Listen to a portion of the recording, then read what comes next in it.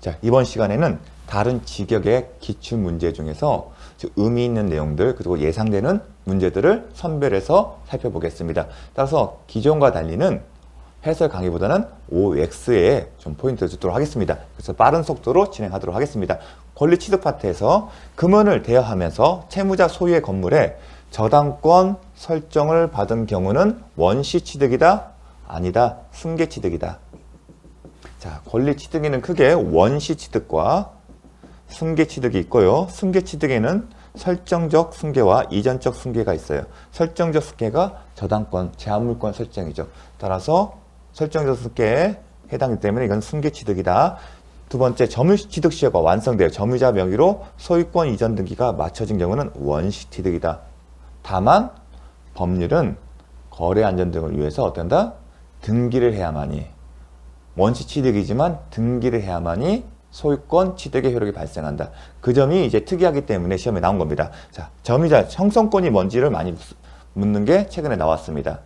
요게 지금 주택관리사와 23년에 주택관리사 나온 겁니다. 24년 주택관리사에서 이제 형성권을 묻는 문제였는데, 계약의 일방적인 의사표시로 권리 의무 관계의 변동의 효력이 발생합니다. 취득하거나 아니면 소멸. 우리는 취득 아니면 소멸이겠죠. 해제권, 해지권은 일방의 의사표시에서 계약을 효력을 소멸시키는 거예요. 그래서 형성권이요. 지상물 매수 청구권은요, 일방의 의사표시로 매매 계약의 체결에 효과를 완성시키는 겁니다. 그게 형성권인데요. 유익비 상환 청구는 형성권이 아닙니다. 형성권이 아니다. 기억을 해주십시오. 필요비 상환 청구권도 형성권이 아닙니다. 103조에 관련된 건데, 자, 24년에 주택관리사와 20년도 변리사 시험에 나왔던 지문입니다. 정통 사찰의 주지직을 거액의 금품을 대가로 양도 양수하기로 하는 약정, 주지직을 거액의 금품을 대가로 양도 양수한다. 왠지 매간매직이잖아요. 그럼 103조 위반이 될 것 같은데, 알고도 이를 묵인 혹은 방조한 상태에서 종교법인의 주지 임명행위. 이런 사실을 알면서도 재단에서 임명한 행위는 사회질서에 반한 행위다? 아니다. 기억을 하십시오. 좀 독특합니다. 종교법인의 주지 임명행위는 사회질서에 반하는 행위가 아니다. 잘 기억을 해주십시오. 특이합니다. 통정 허위 표시에 관한 겁니다. 갑과 을 사이에 행해진 X토지에 관한 가장 매매 예약이 천해돼요. 자, 허위 표시가 여기서 뭐죠? 이게 가장 매매예요. 이게 허위 표시예요. 그리고 이 허위 표시에 형성된 외형상 형성된 법률관계를 기초로 해서 새로운 이해관계를 맺은 자가 제3자예요. 그런데 특이한 게 뭐냐면 철회됐어요. 그럼 허위 표시의 외형이 없어졌겠죠. 철회되었으나 아직 가등기가 남아있음을 기하로 우리 허위의 소유로서 이해기한 본등기. 허위의 소유, 이게 본등기. 이게 뭐죠? 위조예요. 한후 X를 선의 병에게 매도하고 이전 등기를 해줬다면 병은 X의 소유권 취득하지 못한다. 이게 뭐죠? 108조 제2항의 108조에서 보호되는 저 선의 제3자냐? 그걸 묻는 겁니다. 근데 이 지문 자체가 쉬운 지문은 아닌데 의미 있는 판례예요. 우리가 선의 제3자는 어디겠죠? 외형상 형성된 법률관계를 기초로 한 거예요. 근데 외형상 형성된 법률관계는 이거예요. 근데 이 법률관계 기초에서 제 선의 3자가 창출된 게 아니라 어디에 시작한 거죠? 여기를 기초로 한 거예요. 근데 이게 허위 표시입니까? 이거 허위 표시가 아니라 위조잖아요. 따라서 108조 제2항의 선의 제3자가 아니다. 아니면 이제 원칙으로 간다는 얘기예요. 위조기 때문에 갑에서 을로 나오면 위조예요. 위조가 됐다는 얘기는 갑의 의사가 없었기 때문에 계약뿐만 아니라 등기도 효력이 없어요. 그럼 소유자가 아니에요. 소유자가 아니기 때문에 병은 등기는 어떻게 해요? 소유자가 아닌 사람이 등기를 해주면 효력이 없어요. 그럼 병은 소유자가 아니다. 근데 이거는 이제 108조의 제2항에 선의 제3자에 해당한다는 주장하지만 허위 표시를 기초하러 한 거 아니기 때문에 선의 제3자가 말하는 저 선의 제3자가 아닙니다. 그걸 묻는 겁니다. 근데 교수님들이 쓴 민법 교과서에 보면 이런 지문들이 대표적으로 나와요. 되게 의미 있는 판례입니다. 2024년 노무사에서 출제된 바 있습니다. 108조 제2항에 선의 제3자에 해당되지 않는다. 이 얘기는 뭐냐면 원칙대로 간다는 거예요. 원칙으로 가기 때문에 소유자가 아닌 사람이 등기를 해준 거기 처분한 거기 때문에 효력이 없다. 그래서 소유권을 취득하지 못한다. 정말 중요합니다.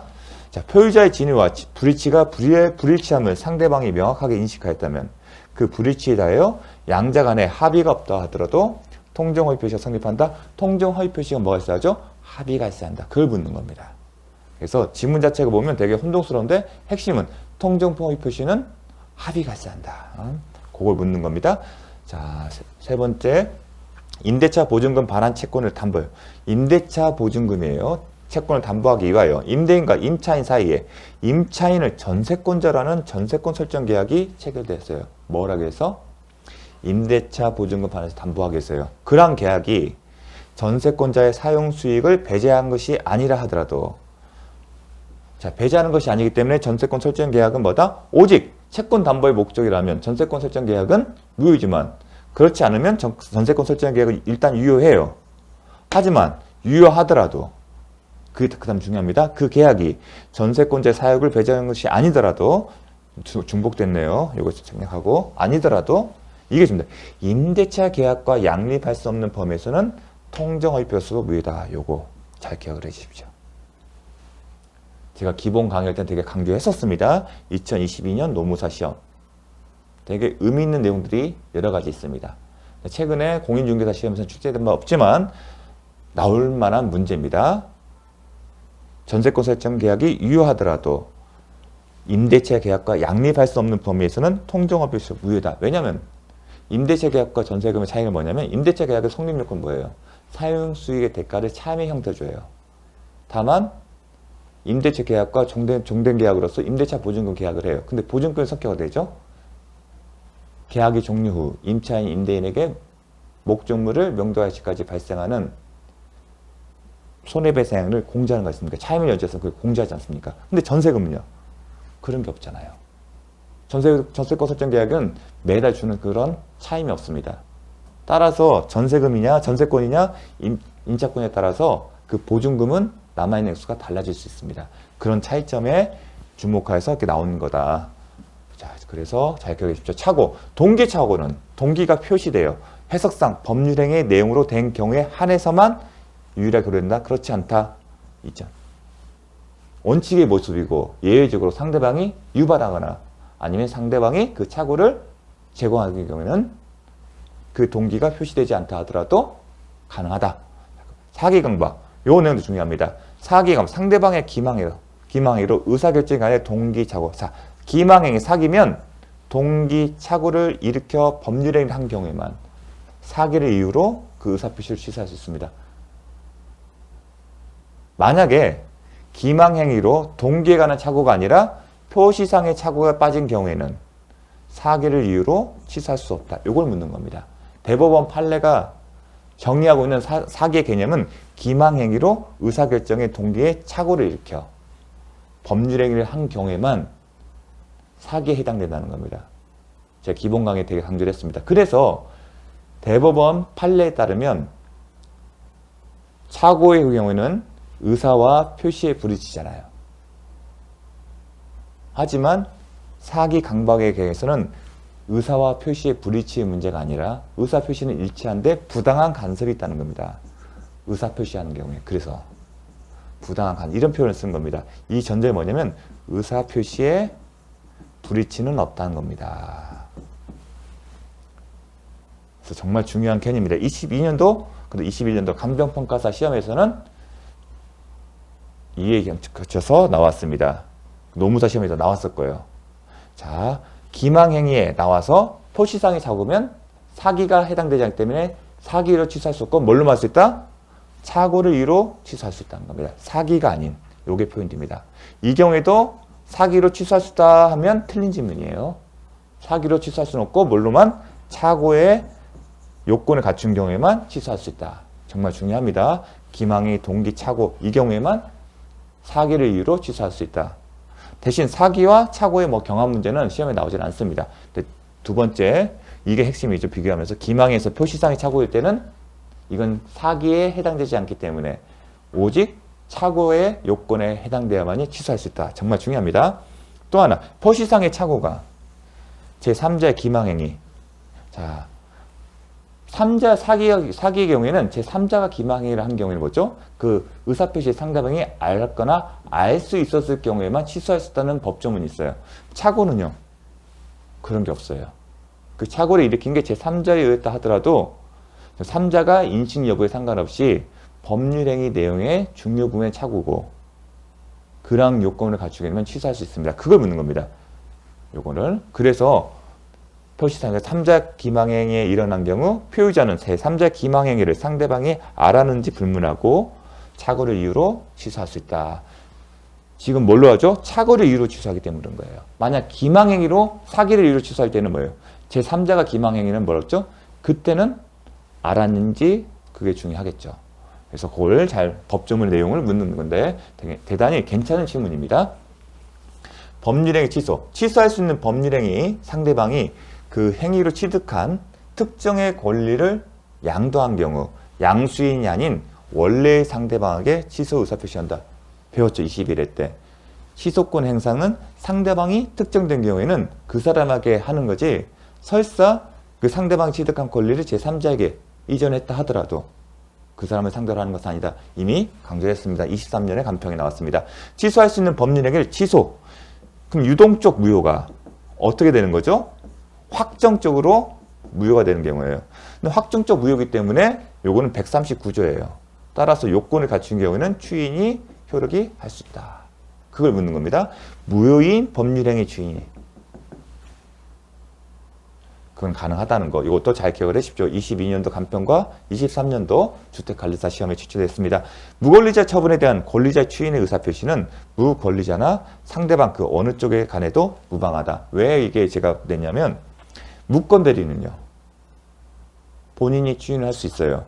그 상대방은 상대방이 할 수 있죠. 상대되면 바로 효과가 발생하죠. 하지만 무권 대리인에게 할 수 있고 다만 상대방이 알아야만이 그 추일의 효력을 가지고 주장할 수 있다는 거. 하지만 무권리자 처분행위는 그렇지 않다.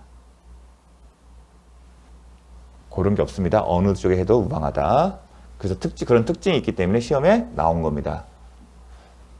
토지거래 허가, 갑이 토지거래 허가 시청 협조에 협력하지 않는 경우 을은 이를 이유로 계약을 해지할 수 있다? 그렇지 않다. 최근에 나왔죠. 또 나올 수 있습니다. 대신 협력하지 않는 게 뭐죠? 이 협력하다고 협력 의무 이행 청구의 소를 제기할 수 있죠. 소를 제기하면 됩니다. 협력하다라는 소를 제기하는 겁니다. 갑의 사기에 의하여 매매계약이 체결된 경우는 을은 토지거래를 신청하기 전이라도 갑의 사기를 이유로 매매계약을 취소할 수 있다. 되게 유력하게 예상되는 문제입니다. 이것도 잘 기억을 해주십시오. 아직 토지거래 허가가 아직 유동적 무효 상태에서도 할 수 있다는 겁니다. 유동적. 이게 뭐죠? 유동적 무효 상태에서도. 왜냐하면 왜 일부러 헷갈릴 수 있냐면 계약이 유효해야만이 그걸 취소하는 거 아니겠습니까? 그럼 유동적 무효 상태에서 취소를 한다? 직관적 그런 생각이 떠오를 수 있는데 대법원 판례는 할 수 있다고 합니다.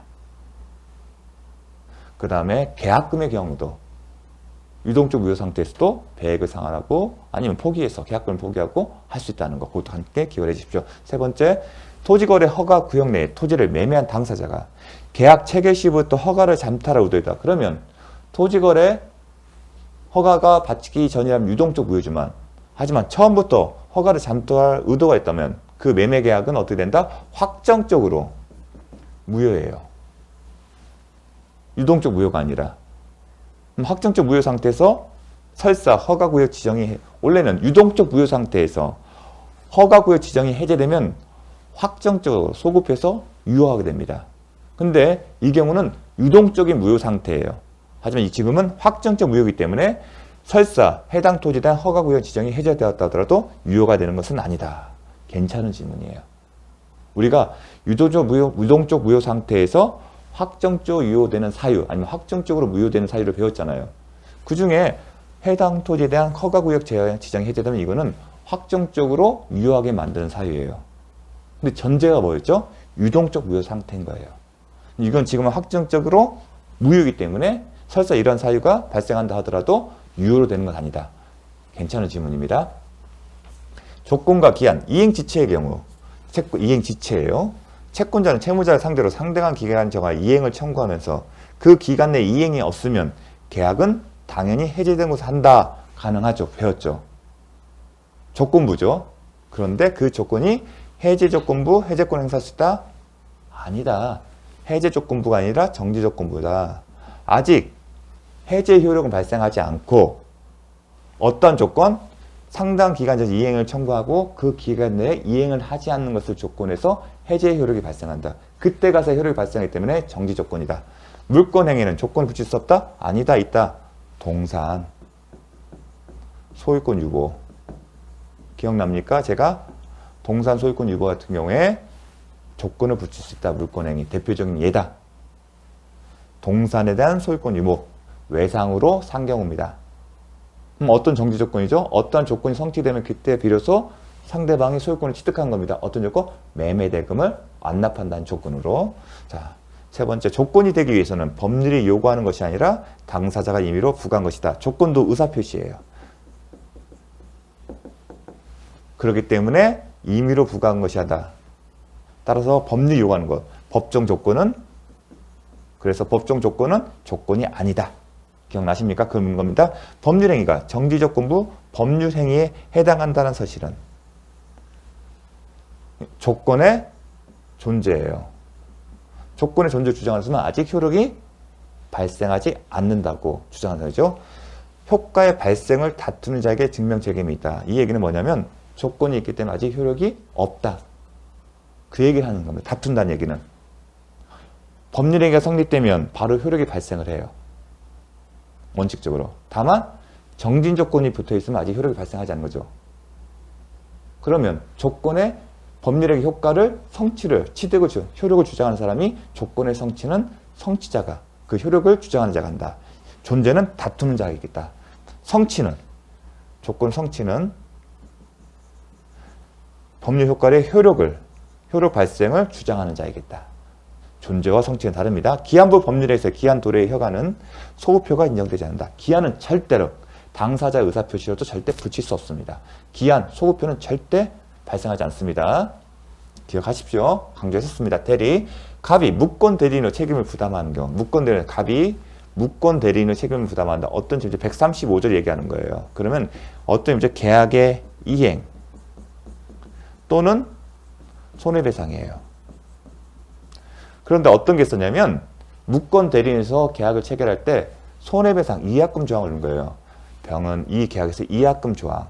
예컨대 쌍방이 계약을 불이한 경우 계약을 손해배상한다. 이게 이약금이에요. 그 조항도 효력을 주장할 수 있다. 왜냐하면 계약의 이행이나 손해배상 책임지기 때문에. 이것도 좀 주목할 만한 지문입니다. 공인중개사 시험에서 나오죠. 근데 되게 중요하죠. 계약의 이행이나 손해배상 책임을 묻잖아요. 그럼 여기 안에 이 계약 안에 있는 이약금 조항을 가지고 손해배상이나 주장할 수 있다는 겁니다. 왜냐면 계약 안에 있기 때문에. 그렇게 계약하죠. 계약을 이행. 그럼 계약서대로 하는 거잖아요. 그럼 계약서에 이약금 조항이 있다. 그럼 그 이약금 조항을 주장할 수 있다. 계약서에 있는 거니까. 그렇게 기억을 해주십시오. 동일 부동산에 관하여 등기 명의인을 달리했어요. 등기 명의 달리해서 중복된 소유권 보전 등기.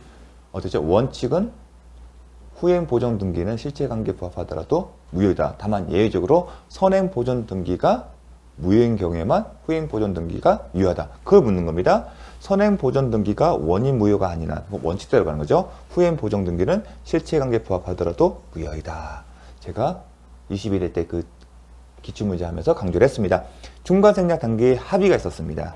각 매매계약은 유효하고요. 사례 문제였습니다. 각 매매계약은 유효했습니다.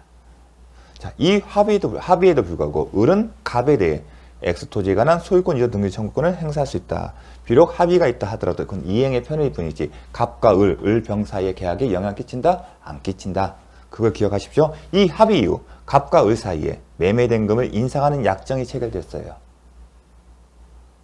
약정은 유효하다. 왜냐하면 합의가 있다 하더라도 갑을 사이, 을병 사이에 매매계약 영향이 없을 뿐만 아니라 중과생략등기 합의 이후에 별도의 약정으로 계약 내용을 변경하더라도 효력이 있다는 겁니다.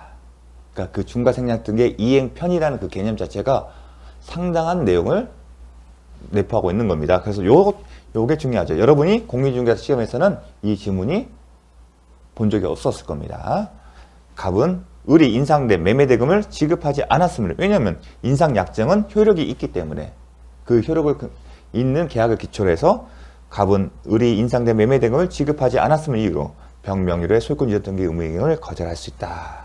요게 좀 주목할 만한 문제입니다. 만일 X토지가 토지거래 허가 구역 내의 토지로서 관할 간청의 허가가 없다. 만약에 이 매매계약이 토지거래 허가 구역이면 각각이 허가를 받을 뿐만 아니라 갑과 병사도 받아야 할 겁니다. 근데 허가가 없어요. 허가 없이 전전 매매된 것이라면 병은 갑에 대해 직접 토지 관한 허가 시설 및 이행 청구권이 없다. 왜냐하면 허가가 없기 때문에. 그리고 이 갑과 병사에는 또 매매계약이 체결된 것도 아니에요. 실제로 중과생략 등기 합의가 있다 하더라도 그렇게 해서 이행의 편의를 위한 것뿐이지 갑과 병사의 매매계약이 체결된 것도 아닙니다. 그렇기 때문에 형량 의무 이행 청구권이 없는다. 그러니까 중과생략 등기와 토지거래 허가가 붙어있으면 못한다. 할 수 없다. 그렇게 기억을 하시면 됩니다. 효력이 없다. 등기 효력이 없다. 무효다. 그전에는 우리 뭐였죠? 병명의 등기가 우연히 이루어졌다 하더라도 효력이 없다.